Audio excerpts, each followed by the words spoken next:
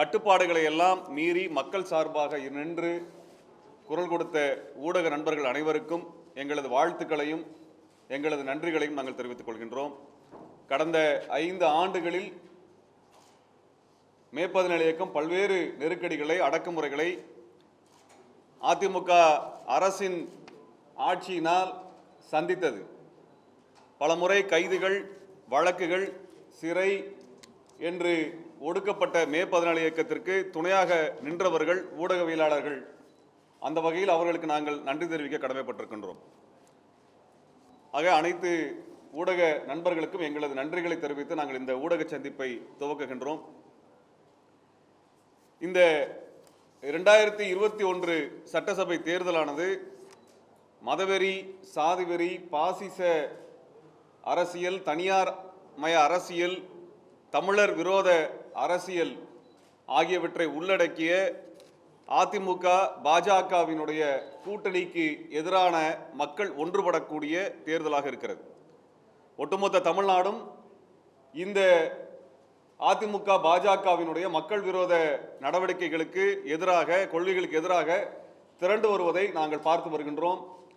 கடந்த 4-5 வருடமாக தமிழ்நாட்டினுடைய பல்வேறு போராட்டங்களில் பங்கெடுத்த அமைப்பு, போராட்டங்களை ஒருங்கிணைத்த அமைப்பு, தொடர்ச்சியாக மக்களை சந்திக்கின்ற அமைப்பு என்கின்ற முறையிலே மக்களிடத்தில் உருவாகி இருக்கக்கூடிய அந்த கடுமையான எதிர்ப்புணர்வை நாங்கள் நன்கு உணர்ந்திருக்கின்றோம். அந்த வகையில் நாங்கள் இதை உறுதிபட சொல்ல முடியும். இந்த பாஜக அதிமுக அரசு என்பது மக்களால் வெறுக்கப்படுகிறது, தமிழர்களால் நிராகரிக்கப்படுகிறது. ஆக இந்த தமிழர் விரோத அதிமுக பாஜக கூட்டணியை தமிழர்கள் ஒன்றுபட்டு, சாதி மதம் கடந்து ஒன்றுபட்டு நிராகரிக்க வேண்டும் என்ற கோரிக்கையை மே 14 இயக்கம் முன்வைக்கிறது. இதன் மூலமாக தமிழ்நாட்டை இந்த ஜாதிவெறி, மதவெறி சூழலிகளை சூறையாடுகின்ற தனியார் மய கொள்ளை ஆகியவற்றில் இருந்தெல்லாம் பாதுகாப்பதற்கு இவர்களை அப்புறப்படுத்துவதுதான் ஒரே வழி என்று மே 17 இயக்கம் இந்த காலத்தில் மக்களிடத்தில் பகிர விரும்புகிறது. அது மட்டுமல்ல, இன்றைக்கு தமிழ்நாட்டினுடைய மிக முக்கியமான பிரச்சனையை நாங்கள் இந்த சமயத்தில் கவனத்துக்கு கொண்டு வரணும்னு விரும்புகிறோம்.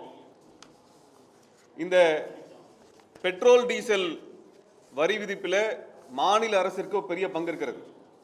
கடந்த ஆண்டிலே மத்திய அரசு ஈட்டிய வருவாயில் அல்லது அவர்கள் திட்டம் தீட்டிய அந்த திட்டத்திலே அதிக அளவுக்கு வரியை கொடுத்தது பெட்ரோல் டீசல் வரி வசூல் தான். அதில் அவர் திட்டமிட்டதை விட 1 லட்சம் கோடிக்கும் அதிகமான வரியை இந்திய அரசு ஈட்டியிருக்கிறது. இந்த வரியில் மாநில அரசுக்கு பங்கு இருக்கிறது. மாநில அரசுக்கு பகிர்ந்து கொடுக்கப்பட வேண்டும். இந்த பெட்ரோல் டீசல் விலையிலே வரி உயர்வின் மூலமாக 1 லட்சம் கோடியை சம்பாதித்த மோடி அரசு இதுவரை மாநிலங்களுக்கு அவர்களுக்குரிய பங்கை தரவில்லை, தர மறுக்கிறது. அதே போல ஜிஎஸ்டியில் மாநிலங்களுக்கு வர வேண்டிய நிலுவைகளை நிறுத்தி வைத்து மாநிலங்களுடைய அந்த நிதி சுமையை அதிகரிக்கிறது. தமிழ்நாடு சந்தித்த சூழலியல் பேரிடர்கள் மிக அதிகம். அது சென்னை வெள்ளம், அதுபோல அதற்கு பிறகு நடந்த வறட்சி, நிவர் புயல், கஜா புயல், ஒக்கி புயல் என்று நாம் சந்தித்த பல பேரிடர்களுக்கு இந்திய அரசிடமிருந்து நமக்கு வர வேண்டிய 90,000க்கும் அதிகமான கோடியான பணத்தை, 90,000 கோடிக்கும் அதிகமான பணத்தை இதுவரைக்கும் மோடி அரசு கொடுக்கல. இந்த மூன்றையும் நாம் தொகுத்து பார்த்தோம்னாலே தமிழ்நாட்டிற்கு வர வேண்டிய மிகப்பெரிய அளவிலான நிதி வரல. ஆனால் என்ன பண்றாங்கன்னா, மத்திய அரசு மாநில அரசை கடனுக்கு தள்ளுகிறது, தமிழ்நாட்டை கடனுக்கு தள்ளுகிறது, கடன் நெருக்கடி அதிகமாகிறது.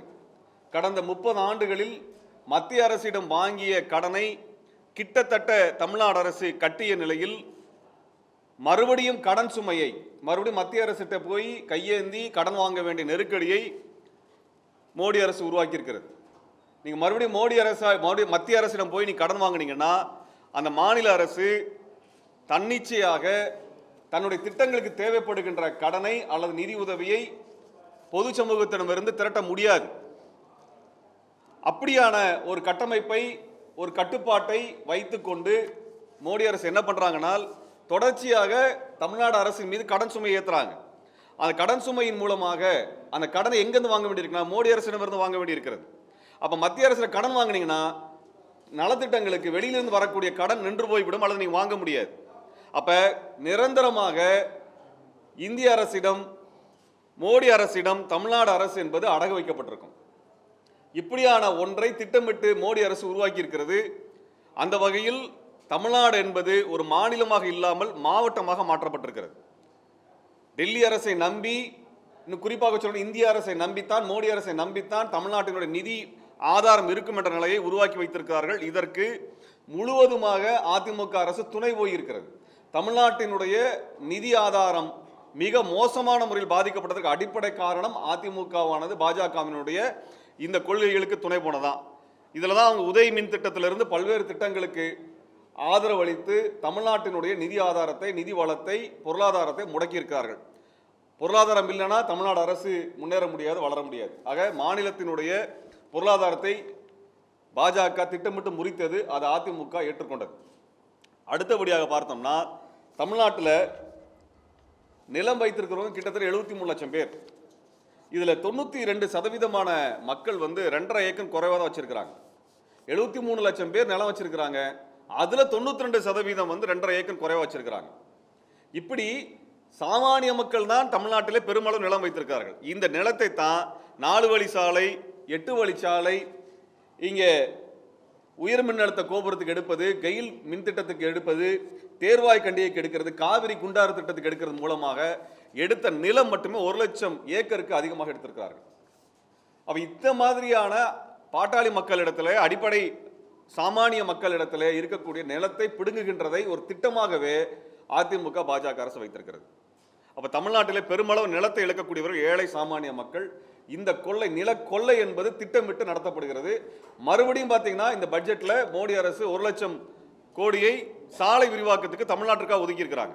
அப்ப இந்த ஆட்சி மறுபடியும் வந்ததுனால் இந்த 92% மக்களினுடைய நிலம் பிடுங்கப்பட்டு வாழ்வாதாரம் பாதிக்கப்படும். இந்த திட்டங்களை அதனால்தான் கடுமையாக நாம் எதிர்க்க வேண்டியது இருக்கிறது. இது மட்டும் இல்லாமல் மீனவர்களுடைய நிலங்கள், கிராமங்கள் பிடுங்கப்படுகின்றன. சின்ன சின்ன துறைமுகம் கட்டுறோம், அனல் மின் நிலையம் கட்டுறோம்.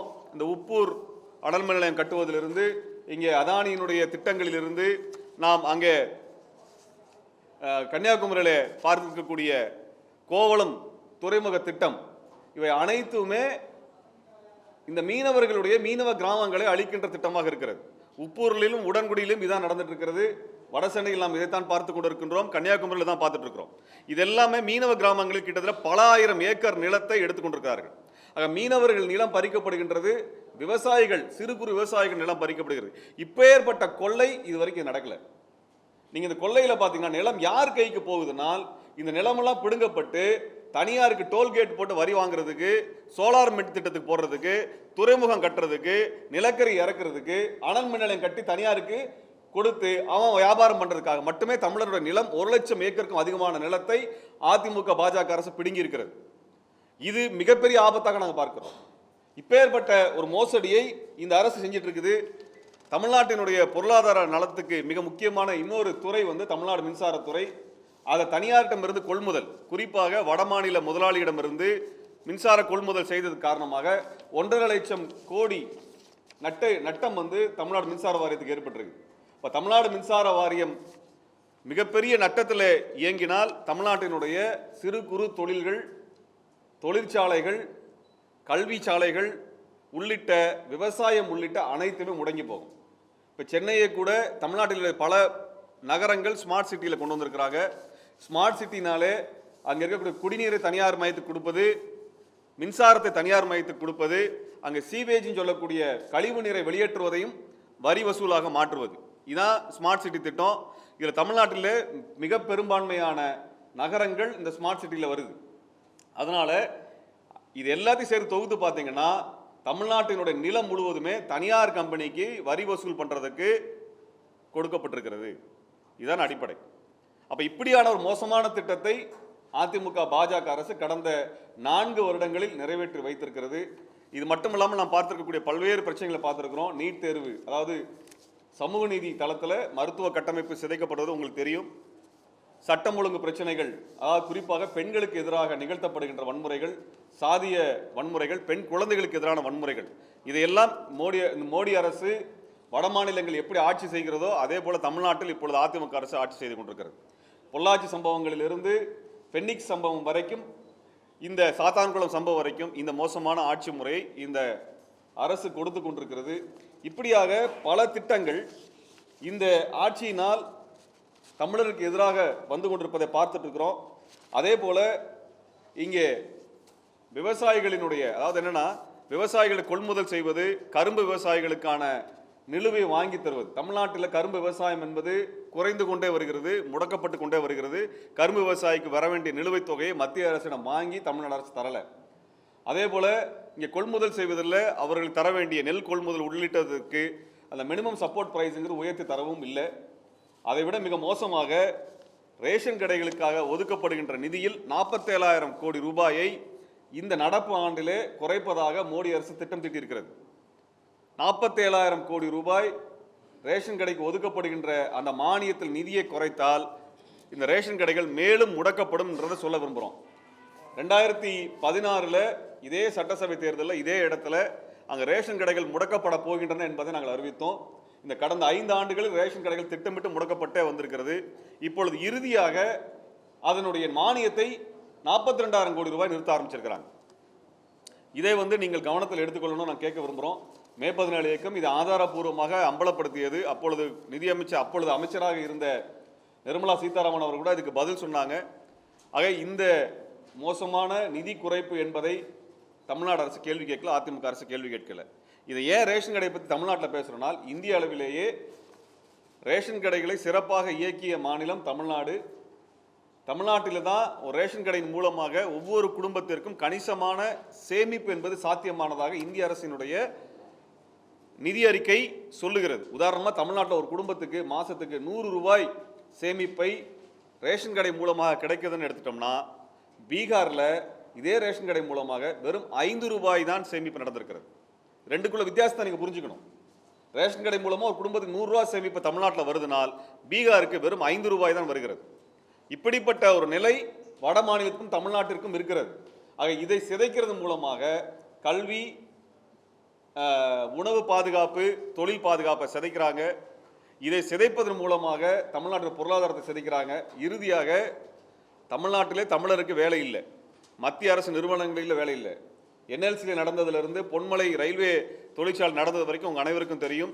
இங்கே இருக்கக்கூடிய வங்கிகளிலிருந்து, இன்கம் டேக்ஸ் டிபார்ட்மெண்ட்லேருந்து அத்தனை துறைகளும் தமிழருக்கு வேலை இல்லைங்கிறத நீங்கள் வேறு வழியாக புரிஞ்சுக்கணும். இந்தியாவினுடைய அதிகார வர்க்கத்தில் தமிழர்களுடைய பங்களிப்பு குறைந்து கொண்டே வருகிறது. அப்போ தமிழனுக்கு இந்திய அதிகார வர்க்கத்தில் என்ன இடம் இருக்கிறது? தமிழனுக்கு இந்திய அளவில் இருக்கக்கூடிய நிறுவனங்களில் வேலையில் பங்கு இல்லைன்னா வேலை வாய்ப்பு மட்டும் குறையல. இன்கம் டேக்ஸ் டிபார்ட்மெண்ட்டில் தமிழால் இல்லை அப்படின்னா இன்கம் டேக்ஸ் துறை முழுவதும் வட மாநிலத்துக்கு சொந்தக்காரனா போகுது. அவன் நினைக்கிற ஆளை நான் ரைடு பண்ணுவேன், நினைக்கிற ஆளை பழி வாங்குவேன் அப்படிங்கிற முடிவை எடுத்துக்கொள்ளக்கூடிய அளவிற்கு இது எல்லாமே ஒரு சார்பானதாக மாற்றப்படுகிறது. ஆக தமிழர்கள் வேலை வாய்ப்பு நிராகரிக்கப்படுவது என்பது முற்றிலுமாக தமிழ்நாட்டினுடைய அதிகாரத்தை குறைக்கின்ற ஒரு சதியாக, திட்டமிடப்பட்ட சதியாக நாங்கள் பார்க்கின்றோம்.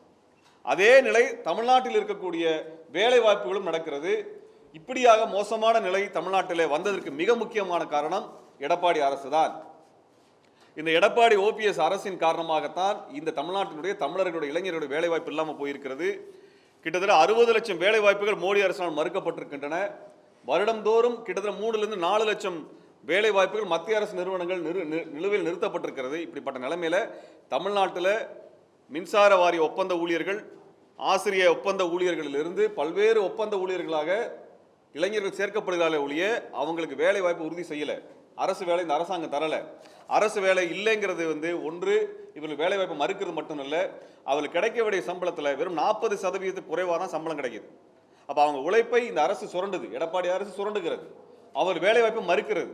அப்போ தமிழ்நாடு முழுவதும் லட்சக்கணக்கான ஒப்பந்த ஊழியர்கள் இருக்கிறாங்க. அவரோட வருவாய் 40% மட்டுமே இருக்குதுனால் தமிழ்நாட்டினுடைய பல்வேறு நகரங்களுடைய பொருளாதாரம் பாதிக்கப்படுகிறது. ஒருவர் கிடைக்க வேண்டிய 40,000 ரூபாய் கிடைக்க வேண்டிய சம்பளத்தில் வெறும் 12,000 ரூபாய் சம்பளம் வாங்கினாங்கன்னா அந்த ஊரில் எப்படி பொருளாதாரம் வளரும், எப்படி உயரும்? அப்போ தமிழ்நாட்டினுடைய ஒவ்வொரு நகரத்தினுடைய பொருளாதாரத்தை இந்த ஒப்பந்த ஊழியர்கள் மூலமாக மறுக்கிறாங்க. அப்போ இவர்களை பணி நிரந்தரம் ஏன் செய்யலை? இந்த பணி நிரந்தரம் செய்யாதன் காரணமாக தமிழர்களுடைய வாழ்வு கீழே இறங்குது, சீரழியுது. இன்னொரு புறத்தில் தமிழ் நகரங்களினுடைய கிராமங்களோட பொருளாதாரம் அழிகிறது.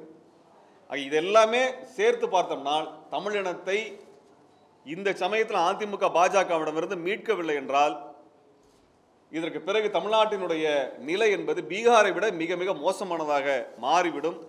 இப்படிப்பட்ட நிலையில 7 தமிழரை கூட விடுதலை செய்ய முடியாத ஒரு அரசாக இந்த அரசு இருக்கிறது. நீட் தேர்வுக்கும் இது போன்ற விளக்கம் வாங்க முடியாத ஒரு அரசாக இருக்கிறது. வரி நிலுவையை வாங்க முடியாத அரசாக இருக்கிறது. எதையுமே சாதிக்க முடியாத ஒரு அரசாக இந்த அரசு இருக்கிறது.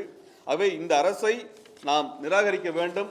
தேர்தலிலே முழுமையாக அனைத்து தொகுதிகளிலும் இந்த அதிமுக பாஜகவானது தோற்கடிக்கப்பட வேண்டும் என்று மே 17 இயக்கம் இந்த சமயத்தில் கோரிக்கை வைக்கிறது. இந்த போராட்டங்களில் அதேபோல் அதிமுக அரசு கொண்டு வந்த சட்டசபை தீர்மானம் தமிழீழ விடுதலைக்கான பொது வாக்கெடுப்பு நடத்தப்பட வேண்டும், இலங்கை அரசின் மீது பொருளாதார தடை கொண்டு வரப்பட வேண்டும், தமிழின படுகொலைக்கான சர்வதேச சுதந்திரமான விசாரணை கொண்டு வரப்பட வேண்டும் என்ற தீர்மானத்தை வெறும் பேப்பர் அளவில், வெறும் காகித அளவில், ஏற்ற அளவில் தான் அதிமுக அரசு வைத்திருக்கிறது. ஆனால் இதுவரைக்கும் இந்திய அளவில் எடுத்துக்கொண்டு போய் அதுக்கு அழுத்தம் கொடுத்து அது நடைமுறைப்படுத்தலை. ஐநாவிற்கு தன்னுடைய பிரதிநிதி அனுப்பலை. அங்கே இருக்கக்கூடிய மக்கள் தொடர்ச்சியாக கொடுமைப்படுத்தப்படுவதை குறித்து தமிழ்நாட்டினுடைய முதலமைச்சர் எடப்பாடி அவர்கள் எந்த இடத்திலும் இந்திய அரசிடம், மோடி அரசிடம் பேசவே இல்லை. மோடி அரசும் இலங்கைக்கு சாதகமாக இருந்து தமிழின படுகொலை தொடர்வதை ஆதரித்து வருகிறது. ஆயிரக்கணக்கான தமிழர் கோவில்கள் அங்கே இடிக்கப்பட்டு கொண்டிருக்கின்றன. ஆக தமிழர் விரோதமாக இந்த கூட்டணி அமைந்திருக்கிறது என்பதை நாங்கள் நினைவுபடுத்த விரும்புகின்றோம். அதே போல தமிழ் மொழி நிராகரிக்கப்பட்டது, இந்தி மொழி திணிக்கப்படுவது, சமஸ்கிருதம் திணிக்கப்படுவதெல்லாம் தமிழ்நாட்டினுடைய பண்பாட்டியல் ரீதியான அழிவிற்கு இந்த அரசு விட்டு செல்கிறது. ஆகவே இந்த காரணங்களால் இந்த 2 கட்சிகளும், இந்த கூட்டணிகள் தோற்கடிக்கப்பட வேண்டும் என்ற கோரிக்கையை முன்வைக்கின்றோம். இந்த கோரிக்கைகளுக்காக மக்களிடத்தில் நாம் சொன்ன இத்தனை போராட்டங்களில், மக்கள் சார்ந்த போராட்டங்களில் களத்தில் நின்று வழக்குகள் வாங்கி மக்களோடு நின்று சிறைப்பட்ட பல்வேறு ஜனநாயக அமைப்புகள் தேர்தல் நிற்கிறார்கள். அந்த கட்சிகள் இதுவரை அதிகாரத்தில் வந்தவர்கள் அல்ல. ஆனால் இங்கே இருக்கக்கூடிய பல்வேறு வாழ்வாதார பிரச்சனைகளுக்காக, பண்பாட்டு பிரச்சனைகளுக்காக, வேலை வாய்ப்பு உரிமைகளுக்காக, மொழி உரிமைகளுக்காக, கல்வி உரிமைகளுக்காக போராடிய பல்வேறு அமைப்புகள் அவர்கள் இந்த தேர்தலில் போட்டியிடுகிறார்கள். அப்படியாக போட்டியிடுகின்ற மதிமுக, விடுதலை சிறுத்தைகள், இந்திய கம்யூனிஸ்ட் கட்சி, மார்க்சிஸ்ட் கம்யூனிஸ்ட் கட்சி, மனிதநேய மக்கள் கட்சி, தமிழக வாழ்வுரிமை கட்சி, SDPI, விடுதலை தமிழ் புலிகள், ஆதித்தமிழர் பேரவை உள்ளிட்டவர்களை நாங்கள் ஆதரிக்கின்றோம். அவர்கள் வெற்றி பெற வேண்டும் என்று நாங்கள் விரும்புகின்றோம். இவர்கள் களத்திலே மக்களோடு நின்று போராடியவர்கள். இவர்கள் வெற்றி பெற்று சட்டசபைக்குள் செல்லும் பட்சத்திலே இந்த சமூக நீதி கோரிக்கைகளை பிரதிபலிக்கக்கூடியவர்களாக, மக்கள் கோரிக்கைகளை பிரதிபலிக்கக்கூடியவர்களாக இருப்பார்கள் என்று நாங்கள் நம்புகின்றோம். அவர்கள் எங்களது மே 17 இயக்கத்தின் மீது நெருக்கடி சூழ்ந்த பொழுது எங்களுக்கு துணையாக நின்றவர்கள், தமிழ்நாட்டில் இருந்த பல்வேறு நெருக்கடிகளுக்கு முகம் கொடுத்து அதை எதிர்த்து நின்றவர்கள். இவர்கள் வெற்றி பெற்று சட்டசபையில் செல்லும் பொழுது இந்த மக்கள் சார்ந்த பிரச்சனைகளை பற்றி பேசுவதற்குரிய பிரதிநிதிகள் இந்த சட்டசபையில் வருவார்கள் என்று நாங்கள் நம்புகின்றோம். 2 பெரிய கட்சிகள் மட்டுமே இருந்து அவர்கள் சொல்லுவது மட்டுமே சட்டம் திட்டம் என்கிற நிலை மாறி இந்த கட்சிகள் சட்டசபைக்குள் செல்லும் பொழுது மக்கள் சார்ந்த தீர்மானங்கள், சட்டங்கள் இயற்றப்படும் என்று நாங்கள் நம்புகின்றோம். ஏனென்றால் இத்தனை தேர்தலில் நீங்கள் பல தேர்தல் அறிக்கைகளை பார்த்துருப்பீங்க, வாக்குறுதிகளை பார்த்துருப்பீங்க. இந்த தேர்தலிலே மக்கள் இயக்கங்கள் வைத்த கோரிக்கைகளை பெரிய கட்சிகள் இப்பொழுது தீர்மானங்களாக, வாக்குறுதிகளாக மாற்றிருக்கிறார்கள். இது வரைக்கும் நடந்ததில்லை. இது வரைக்கும் அவர்கள் என்ன நினைக்கிறாங்களோ அதான் பற்றி பேசுவாங்க. ஆனால் மக்கள் இயக்கங்கள், தேர்தலிலே பங்கெடுக்காத மக்கள் இயக்கங்கள், சிறிய கட்சிகள், அவர்கள் வைக்கின்ற கோரிக்கை முதல் முறையாக பெரிய கட்சிகளினுடைய வாக்குறுதிகளில் வந்திருக்கின்றன. இதுக்கு முன்னாடிலாம் கிடையாது. இதற்கு முன்னாடி தமிழ்நாட்டிலே தமிழர்களுக்கு வேலை வாய்ப்பு தருவோன்னு சொல்றதோ, சூழலிகளை பற்றி பேசுவது என்பதோ நடந்தது கிடையாது. தமிழ்நாட்டு இயக்கங்கள் தொடர்ச்சியாக இங்கே போராட்ட களத்தில் இருந்து அதை அடக்குமுறை எதிர்கொண்ட காரணத்தினால இன்றைக்கு அதெல்லாம் வந்திருக்கிறது. அதை இயக்கங்களினுடைய, தேர்தலில் பங்கெடுக்காத இயக்கங்களினுடைய வெற்றியாக நாங்கள் பார்க்கின்றோம். தேர்தல் பங்கெடுக்காத இயக்கங்கள் என்ன செய்துட்டாங்கன்னு சொல்றாங்க, இந்த இயக்கங்கள் இதை செய்திருக்கின்றன. அந்த வகையில் இதை பார்த்திருக்கிறோம். இந்த கோரிக்கைகளுக்காக இதுவரைக்கும் மக்களை திரட்டாத, போராடாத, ஆனால் நாங்கள் நேர்மையான ஆட்சியை தருவோம், ஊழலை ஒழிப்போம் என்று சொல்லக்கூடிய மக்கள் நீதி மையம் திரு கமலஹாசன் போன்றவர்களை ஆபத்தானவர்களாக நாங்கள் பார்க்கின்றோம். மக்களை எந்த அரசியல் தயார்படுத்தணும்னு ஒன்று இருக்கிறது. அவர் எந்த அரசியலுக்கும் அவர் தயார்படுத்தலை. அவர் ஊழல் எதிர்க்கிறேன்னு சொல்றாரு. ஊழல் எதிர்ப்பு அரசியலுக்கு கூட அவர் கட்சியினரை தயார்படுத்தலை.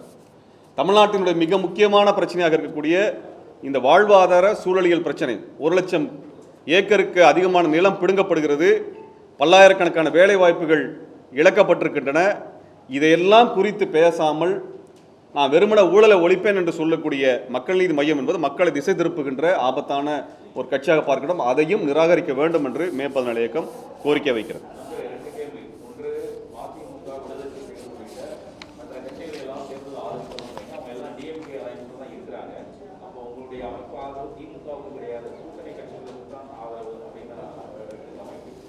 நாங்கள் மக்கள் போராட்டங்களில் எங்களோடு பங்கெடுத்த அமைப்புகளை ஆதரிக்கின்றோம். அந்த வகையில் நம்ம எஸ்டிபிஐயும் ஆதரிக்கிறோம், விடுதலை தமிழ் புலிகளை ஆதரிக்கின்றோம். இவரெல்லாம் மக்கள் போராட்டங்கள் என்றவர்கள் எந்த கூட்டணியில் இருந்தாலும் சட்டசபைக்குள் மக்களுக்காக குரல் கொடுப்பார் என்று நம்புகிறோம். நாங்கள் எங்களுடைய போராட்டங்களில் பங்கெடுத்த இந்த கட்சிகளுக்கு மட்டும் ஆதரவு தெரிவிக்கிறோம். திமுகவை பொறுத்தவரை எங்களுடைய கோரிக்கை ஒன்று தான். மே 17 இயக்கம் என்பது தமிழீழ இனப்படுகொலைக்கு சர்வதேச விசாரணை வரணும், தமிழீழத்திற்கான பொது வாக்கெடுப்பு நடத்தப்படணும். இந்த கோரிக்கைகளை இந்திய அளவில் கொண்டு சென்று இதை நடைமுறைப்படுத்தி வெற்றியாக மாற்றுகின்ற ஒரு வலிமை திமுக இருக்கிறது. அதை திமுக செய்யும் பட்சத்தில் நாங்கள் அதற்கான ஆதரவு தளத்தை நாங்கள் நிச்சயமாக பேசுவதற்குரிய இடம் வரும். அது வரைக்கும் நாங்கள் அது குறித்து எங்களால் பேச முடியாது. எங்களுடைய அடிப்படை கோரிக்கை இதுதான்.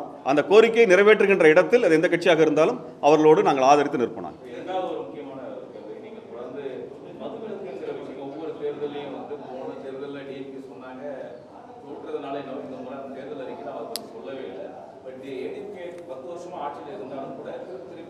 படிப்படியாக குறைப்போம்ன்ற ஒரே வார்த்தையை திருப்பி சொல்லிட்டு இருக்காங்க, இப்பயும் சொல்லியிருக்கிறாங்க.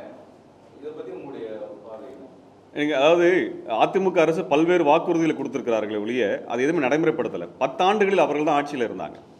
அந்த மதுவிலக்கு போராட்டம் தீவிரம் அடைந்தவர்கள் மீது வழக்குகளை திரும்ப பெறலை. இது வரைக்குமே மது கடைகள் படிப்படியாக குறைக்கப்படலாம் இல்லை, நடந்துட்டு தான் இருக்குது. எல்லாமே கண்கூடாக பார்த்து கொண்டிருக்கோம். அதனால் அவர்கள் வாக்குறுதிகளை கொடுக்கிறார்கள் ஒழிய நடைமுறைப்படுத்தலை, இதுவரைக்கும் நடைமுறைப்படுத்தலை. அதனால் அந்த கட்சியை நம்ம நம்ப முடியுங்கிறதுக்கான எந்த ஆதாரமும் இதுவரை இல்லை. அதனால் அந்த கட்சியை நம்ம ஏற்றுக்கொள்ள முடியாது.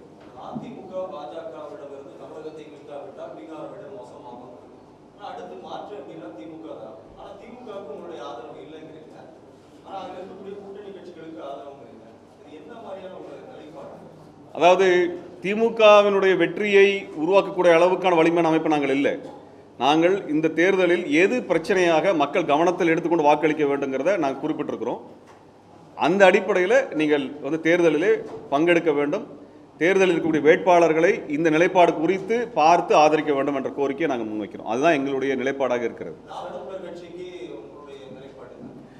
இந்த தமிழ்நாட்டினுடைய அடிப்படை பிரச்சனை இன்னைக்கு மதவெறி அரசியலை கொண்டு வந்த பாஜகவினுடைய ஆர்எஸ்எஸ், குறிப்பாக ஆர்எஸ்எஸ்க்கு எதிரான ஒரு மிகப்பெரிய கூட்டமைப்பு தமிழ்நாட்டிலே உருவாகிறது. பல்வேறு கருத்தியல்கள் மாறுபாடு இருந்தாலும் கூட எல்லாரும் ஒன்றுபட்டு நிற்கின்றோம். அந்த கூட்டமைப்பு என்பது தேர்தலுக்கான கூட்டமைப்பு அல்ல. அந்த கூட்டமைப்பிற்கான எந்த ஆதரவும் அவர்கள் கொடுத்தது கிடையாது. அப்படிப்பட்ட அரசியலை அவர் முன்னிறுத்ததையும் கிடையாது.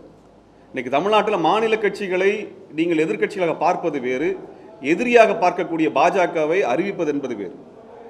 ஒற்றை எதிரி தமிழ்நாட்டினுடைய இன்றைய ஒற்றை எதிரியாக பாஜக இருக்கிறது. அந்த ஒற்றை எதிரிக்கு கீழாக எல்லாரும் ஒன்றுபடுங்க நாங்கள் கோரிக்கை வச்சிருக்கிறோம். நாங்கள் கூட்டணியை கடந்தும் கூட நாங்கள் ஆதரிக்கிறோம். நாங்கள் வெறுமனே ஒரு கூட்டணிக்கு மட்டும் ஆதரிக்கல, பல கூட்டணியை சார்ந்த மக்களுக்காக போராடிகளும் ஆதரிக்கிறோம். அந்த தான் எங்கள் நிலைப்பாடு இருக்குது. அப்படிப்பட்ட ஒரு நிலைப்பாட்டில் நாம் தமிழர் இது வரைக்கும் வரவும் இல்லை. அப்படியான உரையாடலை அவர்கள் துவக்கியதும் கிடையாது. அப்படி தோழமை சக்திகளோடு ஜனநாயக சக்திகளோடு அவர்கள் சேர்ந்து வேலை பணியாற்றியதும் இல்லை. அதனால அவர்களை பற்றி நாங்கள் கவலைப்படவும் இல்லை. அவர்கள் அப்படி ஒரு தீர்வை தருவாங்க நம்பவும் இல்லை. நீங்கள் ஜாதி பிரச்சனைக்கு அம்பேத்கர் இயக்கத்தோடு வேலை செய்யணும், அது செய்யலை. ஆரிய திணிப்பு, ஆரிய எதிர்ப்புக்கு பெரியாரிய அமைப்புகளோடு சேர்ந்து வேலை செய்யணும், அது இல்லை. சூழலியல் பிரச்சனைகளுக்கு சூழலியல் அமைப்புகளோடு சேர்ந்து வேலை செய்ய வேண்டும், அப்படியாக நடக்கவும் இல்லை. இஸ்லாமியர்களுக்கு, சிறுபான்மை மக்களுக்கு எதிராக நடத்தக்கூடிய அடக்குமுறைகளுக்கு எதிராக இஸ்லாமிய அமைப்புகள் கட்சிகள் இருக்கின்றன, அவர்களோடு சேர்ந்து வேலை செய்யணும், அதையும் நடக்கலை. அப்படி எதுவுமே நடக்காத ஒரு கட்சி எப்படி எல்லாத்துக்குமான ஒரு குரலாக மாற முடியும்?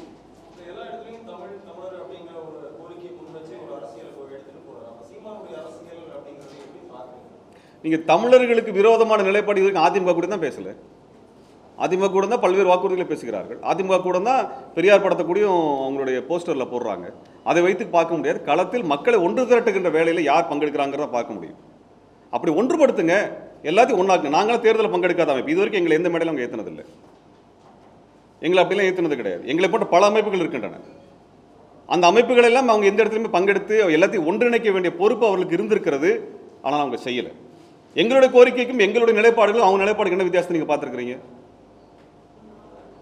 ஏன் எல்லாத்தையும் ஒன்று சேர்த்த முடியல? ஏன் அம்பேத்கரிய அமைப்புகளை நீங்கள் இணைக்கலை? உங்களால் ஏன் இணைக்க முடியல?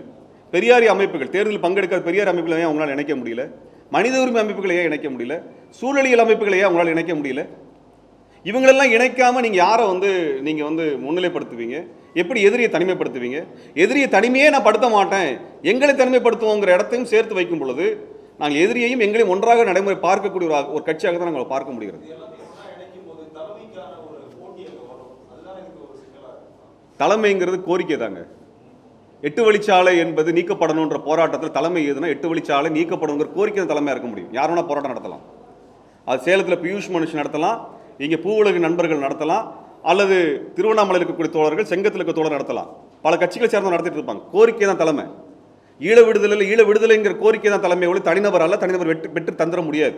அப்படி எந்த இடத்துல சாத்தியம் கிடையாது. தனிநபர் அதுக்கான ஆதரவு தளத்தை உருவாக்க முடியும். தலைமை தான், தலைவர் தான் அப்படிங்கிற முக்கியம் ஒரு முன்னிலைப்படுத்துறீங்கனால் அந்த தலைவருக்குரிய ஈகத்தை செய்யக்கூடிய அளவுக்கு துணிச்சல் இருக்கும். அது வேணும் பார்க்கணும். அதுவும் இல்லாமல் அவங்க எடப்பாடியை ஒரு எதிர் சக்தியாக அவர்கள் இதற்கு வரையறுக்கலை. எடப்பாடி அரசினோடு அவர்கள் நெருக்கமாக தான் இருந்திருக்கிறாங்க. பலமுறை அவர்களே வெளிப்படுத்தியிருக்கிறார்கள். அந்த ஆட்சி நல்ல ஆட்சியாக இருக்குது என்று பலமுறை அவர்களே சொல்லியிருக்கிறாங்க. ஆனால் எடப்பாடி அரசினால் கடுமையாக ஒடுக்கப்பட்ட அமைப்பு மேற்பதனால இயக்கம் தான். அது தயவுசெய்து யாரும் மறந்துடக்கூடாது. இந்த அமைப்பு மேற்பதனால இயக்கம் அமைப்பு பல்வேறு வழக்குகள், கிட்ட 40க்கும் அதிகமான வழக்குகள் நாங்கள் சந்திச்சுட்டு இருக்கோம். என் மீது சிபிசிஐடி வழக்கு விசாரணை நடந்து கொண்டிருக்கிறது. தமிழ்நாட்டில் கடந்த 3 வருடங்களில் எங்களுக்கு பொதுக்கூட்டம் நடத்துவதற்கு அனுமதி இல்லை, போராட்டம் நடத்துவதற்கு அனுமதி இல்லை. இதுவரைக்கும் கடந்த 2012 நடத்தப்பட்ட போராட்டங்களுக்கு கூட வழக்குகளை பதிவு செய்கிறாங்க. இப்போ எடுத்து பதிவு செய்துட்டு இருக்கிறாங்க. இவ்வளவு அடக்குமுறையை எதிர்கொண்டிருக்கக்கூடிய நாங்கள் எப்படி எடப்பாடி அரசு நல்லாட்சி தருதுன்னு சொல்லக்கூடிய ஒருவரை நாங்கள் ஏற்றுக்கொள்ள முடியும்? எடப்பாடியை நீங்கள் எதிரியாக முன்னிறுத்தாமல், எடப்பாடி ஆட்சியை எதிரியாக முன்னிறுத்தாமல், இவ்வளவு சீரழிவு ஸ்டெர்லைட்டில் துப்பாக்கி சூடு நடத்திய எடப்பாடியை முதன்மை எதிரியாக தமிழ்நாட்டில் நீங்கள் முன்னிலைப்படுத்தாத ஒருவரை நாங்கள் எங்களோட சேர்த்து நின்று நாங்கள் பார்க்க முடியாது. எங்களுடைய எதிரி வேற, அவருடைய எதிரி வேற. ரெண்டுமே எதிரி வேற வேறையாக இருக்கிறது. அதனால இந்த இடத்துல நாங்கள் சேர்ந்து வேலை செய்வதற்குரிய எந்த வாய்ப்பும் எங்களுக்கு இருப்பதாக தெரியல. அப்படி ஒன்று அவர்கள் எங்கள் இடத்துல கேட்கவும் இல்லை. எங்கள் இடத்துல ஆதரவு கேட்டிருந்தால் அது குறித்து நாங்கள் பேசியிருக்கலாம். இந்த கருத்துக்களும் அவங்ககிட்ட சொல்லியிருக்கலாம். அப்படி அவங்க எங்கள் கிட்ட பேசவே இல்லை. ஆனால் பிற இயக்கங்கள் எங்களோட தொடர்ச்சியாக பேசுகின்றார்கள், போராட்டங்களுக்கு வர்றாங்க, அவங்க போல எங்களை அழைக்கிறாங்க. எல்லா கட்சிகளும் மக்கள் சார்ந்த நலன் அரசியல் தான் பேசுகிறாங்க. நடைமுறையில் தான் பார்க்கணும். அதான பார்க்க முடியும். நீங்கள் மக்களுக்கு விரோதமாக இருக்கிறவங்களை தனிமைப்படுத்துறதுக்கு மக்கள் சார்பாக இருக்கவங்கள ஒன்றுபடுத்தணும் இல்லைங்களா? உங்கள் எதிரிக்கு எதிராக இருக்கக்கூடிய எல்லாத்தையும் ஒன்றுபடுத்த வேண்டியது உங்கள் பொறுப்பு. அதை நீங்கள் செய்யலை அப்படிங்கிற பொழுது யாருக்கு வாய்ப்பாக இருக்குன்னா எதிரிக்கு தான் அது வாய்ப்பு. அதான் வேற ஒன்றும் இல்லை. அப்படி தான் எங்களையும் அவங்க நீங்கள் திமுக ஆதரவாளர்னு சொல்லி பேசுறது, அல்லது இந்த கட்சிக்கு ஆதரவாளர்னு சொல்லி பேசுறது, அல்லது தமிழர் இல்லை என்று பேசுவது, இதெல்லாம் கொச்சைப்படுத்தல் எல்லாமே அவர்களுடைய இடத்துல இருந்து வருது. அதை அந்த கட்சி தலைமை தடுத்து நிறுத்தவும் கிடையாது. அதனால் அப்படிப்பட்ட ஒரு சக தோழமை அமைப்புகளை தோழமையாக பார்க்காத ஒன்றோடு எங்களுக்கும் தோழமை இல்லை.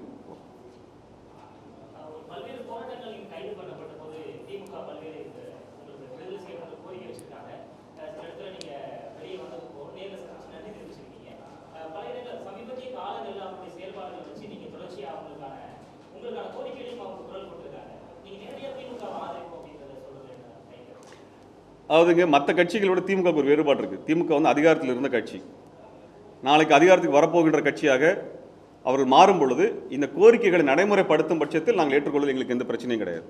இவ்வளவு காலம் இந்த கோரிக்கைகள் நடைமுறைப்படுத்தப்படாதனால தான் நாங்கள் இயக்கம் காண வேண்டிய தேவை எங்களுக்கு இருக்கிறது.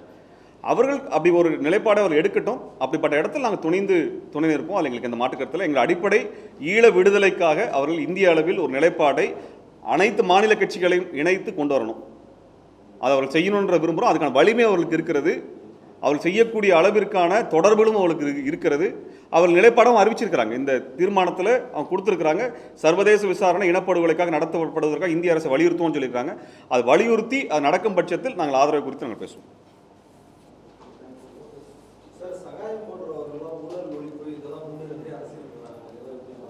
அவங்க வரட்டுங்க, பிறகு பார்ப்போம். தமிழ்நாட்டில் பல்வேறு பிரச்சனைகள் இருக்கின்றன.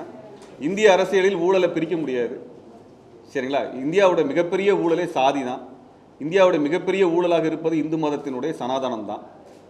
இந்த இந்து மதத்தினுடைய சனாதனம் என்கின்ற இந்த ஊழலை எதிர்த்து யார் பேசுகிறாங்களோ அவரோடு நம்ம சேர்ந்து பேசலாம். அது இல்லைன்னா அது ஒரு பெரிய ஊழலாக பார்க்க முடியாது.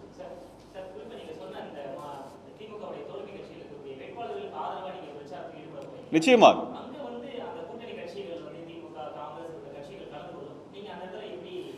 அவங்க எந்த தனிநபருமே விரோதம் கிடையாதுங்க.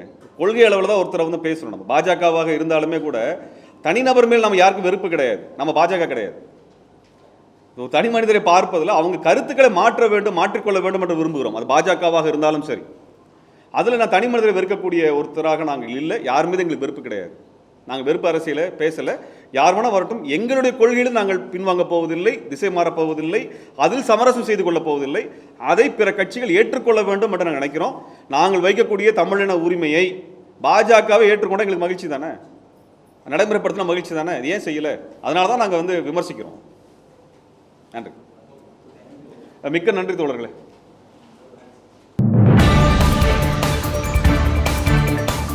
செய்திகளை உடனுக்குடன் தெரிந்து கொள்ள நமது அம்மா இணையதள தொலைக்காட்சியை சப்ஸ்கிரைப் செய்து அருகில் உள்ள பெல் ஐக்கானை